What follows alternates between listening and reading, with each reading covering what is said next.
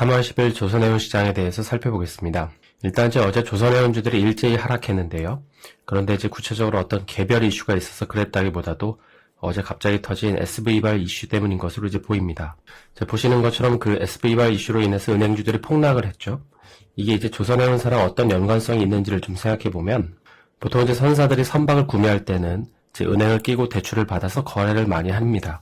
그러다 보니까 은행에서 이런 식으로 이제 노이즈가 발생하면 이제 해운사 역시 자금 조달에 대한 리스크가 생기는 게 아니냐는 이제 그런 단순한 메커니즘이 이제 적용이 된 것이죠. 아무래도 이제 해운사 같은 경우에는 이 선박 한 척당 큰 돈을 지불해야 되잖아요.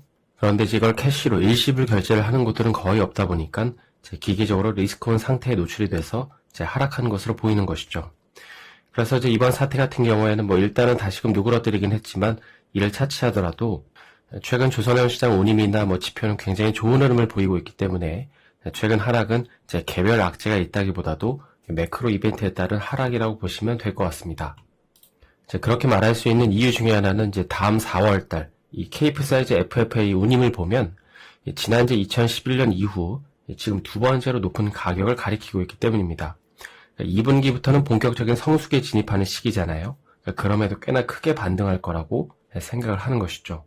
그리고 이제 다음으로 탱커 운임도 여전히 이제 여기 흰색 VLCC 운임을 보면 작년 이제 11월달 이후에 최대치를 기록을 하고 있는데요.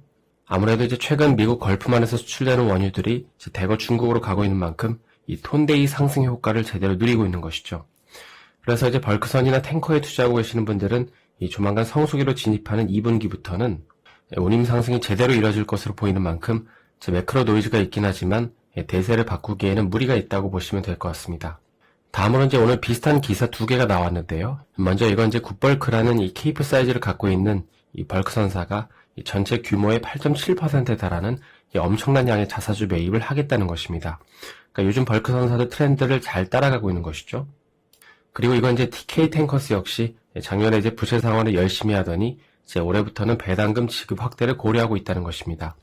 아직 이제 이사회가 소집되지 않아서 이 현금 배당 규모가 정해지진 않았지만, 그러니까 이걸 보면 번 돈을 가지고 여전히 발주를 할 생각이 이제 없다는 걸 알 수 있는 것이죠.